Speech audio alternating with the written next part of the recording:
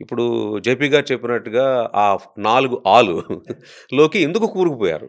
చెప్తానండి. నేను అంటే మేమున్న రోజు మేము చేరిన రోజుల్లో 1950స్, 60స్‌లో భారతదేశం అనేది ఏర్పడుతోంది. మనకి హ్మ్. స్వతంత్రం వచ్చింది. 47లో 47లో హ్మ్. అక్కడి నుంచి కూడా 50లో రిపబ్లిక్ అయ్యాం. హ్మ్. 50 నుంచి కూడా కొత్త రాజ్యాంగం అమల్లోకొచ్చింది. 51లో ఎలక్షన్‌లు జరిగాయి.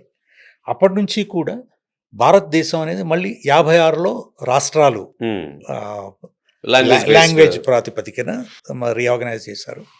తర్వాత ప్రిన్స్లీ స్టేట్స్. హ్మ్. మనం ఇంకోటి గమనించవలసింది ఏమిటంటే, ఈరోజు అందరూ సాధారణంగా అనుకునేది ఏమిటంటే, భారతదేశం ఎప్పుడు ఇలాగే ఉంది. ప్రపంచం ఎప్పుడు పుట్టిన దగ్గర నుంచి. లేదు, ఇది భారతదేశం అనేది 1950లో అమల్లోకొచ్చింది. 540 సంస్థానాలా ఎన్నో ఉండేవి గదండీ! ఆ! 565 సంస్థానాలు, ఆ! మరి. రాజ్యాలు. దాంట్లో 56% మాత్రమే బ్రిటిష్ ఇండియా. ఆ! ఆ! 44% ఈ ప్రిన్స్లీ స్టేట్స్‌లో.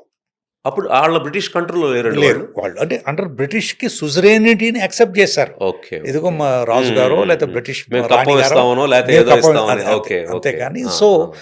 ది కచ్చ ఈ ఇవన్నీ కూడా మన దేశంలోకి హ్మ్. కలిసిపోవడం.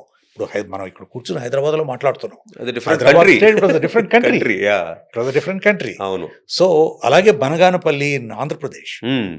చాలా మందికి తెలీదు అది. It was N independent country. ఆ! ఆ! బనగానపల్లి. బనగానపల్లి. ఎవరు పాలించారప్పుడు? బనగానపల్లి జమీందారు గారో, రాజుగారో. ఓహ్! సో, అది కాబట్టి ఈ విధంగా మీరు సంస్థానాలు ఇవన్నీ కూడా ఒక ఒక దేశంలోకి రావడానికి ఐఏఎస్ ఆఫీసర్సు చాలా మేజర్ రోల్ ప్లే చేశారు. నేషనల్ ఇంటిగ్రేషన్, నేషనల్ అంటే ఆ కమిట్మెంట్. నేను సర్వీస్‌లో చేరినప్పుడండి ఆహ్, నన్ను ఇన్‌స్పైర్ చేసింది సీనియర్ ఆఫీసర్లు శంకరన్ గారు, యుగంధర్ గారు, మాధవరావు గారు, ఇట్లా వీళ్ళందరూ చాలా చాలా మంది అంటే కృష్ణన్ గారు, హ్మ్. సంతానం గారు, ఇలా ఈ నటరాజన్ గారు, they are all highly committed highly competent. And అంటే committed. First one important thing ఏమిటంటే అండి, ఐఏఎస్ ఆఫీసర్‌కి నా ఉద్దేశంలో కాంపిటెన్స్. మీరు ఏ ఉద్యోగం ఇచ్చినా కూడా, ఏ రెస్పాన్సిబిలిటీ మీకు ఇచ్చినా కూడా దాన్ని అత్యున్నత ప్రమాణాలతో దాన్ని మీరు నిర్వహించాలి.